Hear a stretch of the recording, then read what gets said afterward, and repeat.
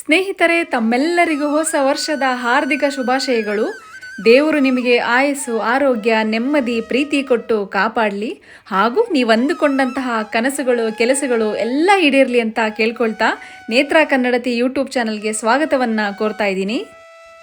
ಸ್ನೇಹಿತರೆ, ನಿಮ್ಮೆಲ್ಲರ ಸಹಕಾರ, ಆಶೀರ್ವಾದ ನಮಗೆ ತುಂಬಾ ಮುಖ್ಯ. ಒಂದು ಲೈಕು, ಕಮೆಂಟು, ಸಬ್ಸ್ಕ್ರೈಬ್ ಮಾಡೋದ್ರ ಮೂಲಕ ನಮ್ಮನ್ನು ಪ್ರೋತ್ಸಾಹಿಸಿ ಬೆಳೆಸಿ ಅಂತ ಕೇಳ್ಕೊಳ್ತಾ ಇವತ್ತಿನ ವ್ಲಾಗನ್ನು ಶುರು ಮಾಡ್ತಾ ಇದ್ದೀನಿ.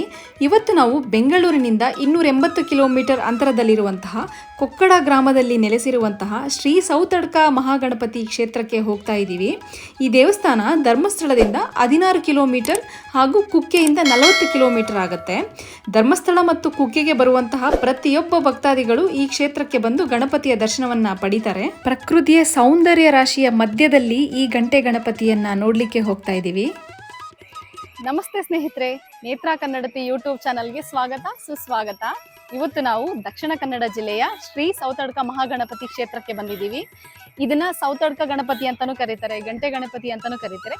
ಯಾಕೆ ಗಂಟೆ ಗಣಪತಿ ಅಂತ ಕರೀತಾರೆ ಅಂತ ನಾನು ಈ ವಿಡಿಯೋದಲ್ಲಿ ನಿಮಗೆ ಹೇಳ್ತೀನಿ. ಈ ದೇವಸ್ಥಾನದ ವಿಶೇಷತೆ ಏನು ಅಂತ ಈಗಾಗಲೇ ತುಂಬಾ ಜನಕ್ಕೆ ಗೊತ್ತಿರುತ್ತೆ. ಹೌದು, ಈ ದೇವಸ್ಥಾನಕ್ಕೆ ಯಾವುದೇ ರೀತಿಯಾದಂತಹ ಗರ್ಭಗುಡಿ ಇಲ್ಲ. ಇದು ಹೊರಾಂಗಣ ಆವರಣದಲ್ಲಿ ಶ್ರೀ ಗಣಪತಿಯನ್ನು ಪೂಜಿಸಲಾಗುತ್ತೆ. ಈ ದೇವಸ್ಥಾನದ ವಿಶೇಷತೆ ಏನು, ಈ ದೇವಸ್ಥಾನ ಹೇಗಿದೆ, ಈ ದೇವಸ್ಥಾನದ ಹಿನ್ನೆಲೆ ಏನು ಅನ್ನೋದನ್ನ ಇವತ್ತಿನ ವಿಡಿಯೋದಲ್ಲಿ ತಿಳ್ಕೊಳ್ಳೋಣ. ಬನ್ನಿ ಶ್ರೀ ಮಹಾಗಣಪತಿಯ ದರ್ಶನವನ್ನ ಪಡೆಯೋಣ. ಬನ್ನಿ.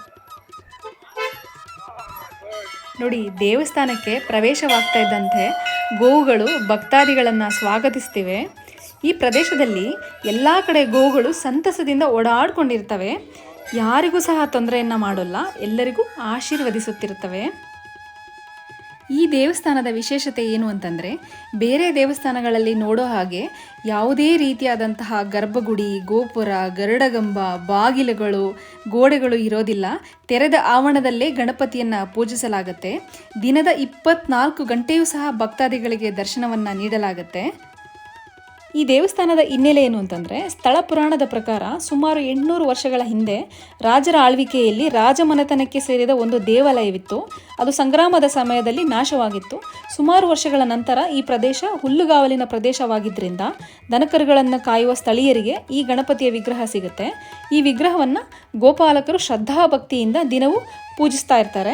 ಈ ಪ್ರದೇಶದಲ್ಲಿ ಹೆಚ್ಚು ಸೌತೆಕಾಯಿಯನ್ನು ಬೆಳೀತಾ ಇದ್ದಿದ್ದರಿಂದ ದೇವರಿಗೆ ಸೌತೆಕಾಯಿಯನ್ನು ನೈವೇದ್ಯದ ರೂಪದಲ್ಲಿ ಪ್ರತಿದಿನ ಅರ್ಪಿಸ್ತಾ ಇದ್ರು. ಹಾಗಾಗಿ ಈ ಜಾಗವನ್ನು ಸೌತಡ್ಕ, ಸೌತೆ ತಡ್ಕ ಎಂದರೆ ಹುಲ್ಲುಗಾವಲು ಪ್ರದೇಶ, ಎರಡೂ ಸೇರಿ ಸೌತಡ್ಕ ಅಂತ ಕರೆಯಲಾಗುತ್ತೆ. ಗಂಟೆ ಗಣಪತಿ ಅಂತ ಯಾಕೆ ಕರೀತಾರೆ ಅಂತಂದರೆ, ಭಕ್ತಾದಿಗಳು ಮನಸ್ಸಲ್ಲಿ ಹರಕೆಯನ್ನು ಕಟ್ಕೋತಾರೆ. ಅವರು ಅಂದುಕೊಂಡಂತಹ ಹರಕೆ ಈಡೇರಿದ ಮರುದಿನವೇ ಇಲ್ಲಿ ಬಂದು ಗಂಟೆಯನ್ನು ಕಟ್ಟಲಾಗತ್ತೆ. 2 ತಿಂಗಳ ಒಳಗೆ ಬೇಡಿಕೆ ಈಡೇರುತ್ತೆ ಅಂತ ಹೇಳಲಾಗುತ್ತೆ. ಹಾಗಾಗಿ ಸಾವಿರಾರು ಗಂಟೆಗಳನ್ನು ನಾವಿಲ್ಲಿ ನೋಡಬಹುದು. ಗಂಟೆಯನ್ನು ಕಟ್ಟುವಂತಹ ಸಂಪ್ರದಾಯ ಹೇಗೆ ಬೆಳೆಯಿತು ಅಂತ ನಿಮಗೆ ಗೊತ್ತಾ? ಹೇಳ್ತೀನಿ ಕೇಳಿ. ಗೋಪಾಲಕರು ಇಲ್ಲಿ ಗಣೇಶನನ್ನು ಪ್ರತಿಷ್ಠಾಪನೆ ಮಾಡಿದಾಗ ಪ್ರತಿದಿನ ಪೂಜೆಗೆಂದು ಬರ್ತಾ ಇದ್ದಾಗ ಜೊತೆಯಲ್ಲಿದ್ದ ಗೋವುಗಳು ಗಂಟೆಯ ಸದ್ದುಗಳನ್ನು ಮಾಡ್ತಾ ಇದ್ವಂತೆ. ಆಗ ಅವರು ಸಹ ಬೇಡಿಕೆಗಳನ್ನು ಬೇಡಿಕೊಂಡು, ನನ್ನ ಬೇಡಿಕೆಗಳನ್ನು ಈಡೇರಿಸಿದ್ರೆ ನಿನಗೂ ಸಹ ಗಂಟೆಯನ್ನು ಕಟ್ಟುವೆ ಅಂತ ಹರಕೆ ಮಾಡ್ಕೋತಾರಂತೆ. ಹರಕೆ ಈಡೇರಿದ ಮೇಲೆ ಇಲ್ಲಿ ಬಂದು ಗಂಟೆಗಳನ್ನು ಕಟ್ತಾರೆ. ಈ ಗಂಟೆಯನಾದ ಗಣೇಶನಿಗೆ ಇಷ್ಟವಾಗಿ ಬಂದಂತಹ ಭಕ್ತಾದಿಗಳ ಕೋರಿಕೆಗಳನ್ನು ಈಡೇರಿಸುತ್ತಿತ್ತಂತೆ. ಹಾಗಾಗಿ ಈ ಸಂಪ್ರದಾಯ ಬೆಳೆಯಿತು ಅಂತ ಹೇಳಲಾಗತ್ತೆ. ಇಲ್ಲಿ ಕಟ್ಟಿರುವಂತಹ ಸಾವಿರಾರು ಗಂಟೆಗಳೇ ಸಾಕ್ಷಿ ಈ ಗಣಪನನ್ನು ನಂಬಿದರೆ ಕೈ ಬಿಡೋದಿಲ್ಲ ಅನ್ನೋದಕ್ಕೆ. ಪ್ರತಿನಿತ್ಯ ಇಲ್ಲಿ ದೇವರಿಗೆ ಪಂಚಕಜ್ಜಾಯ ಸೇವೆಯನ್ನು ಮಾಡಲಾಗುತ್ತೆ. ಪಂಚಕಜ್ಜಾಯವನ್ನು ಅವಲಕ್ಕಿ, ಬೆಲ್ಲ, ಕೊಬ್ಬರಿ, ತುಪ್ಪ, ಜೇನುತುಪ್ಪ, ಎಳ್ಳು, ಬಾಳೆಹಣ್ಣು ಹಾಕಿ ಮಾಡ್ತಾರೆ. ತುಂಬ ರುಚಿಯಾಗಿರುತ್ತೆ. ನನಗಂತೂ ತುಂಬಾ ಇಷ್ಟ. ನಾನಿಲ್ಲಿ ಬಂದಾಗಲೆಲ್ಲ 2 ಸೆಟ್ಟು ಪ್ರಸಾದವನ್ನು ತೊಗೊಂಡು ಹೋಗ್ತೀನಿ. ಇಲ್ಲಿ ಸಿಗುವಂತಹ ರುಚಿ ಬೇರೆಲ್ಲೂ ಸಿಗೋದಿಲ್ಲ. ನಮ್ಮವರು ಯಾರೇ ಸೌತಡ್ಕಾಗೆ ಬಂದರೂ ಸಹ ಪ್ರಸಾದವನ್ನು ತರಲಿಕ್ಕೆ ಹೇಳ್ತೀನಿ, ಅಷ್ಟು ಇಷ್ಟ ನನಗೆ. ಚೌತಿ ಮತ್ತು ಸಂಕಷ್ಟದ ದಿನ ವಿಶೇಷ ಪೂಜೆಗಳಿರುತ್ತೆ.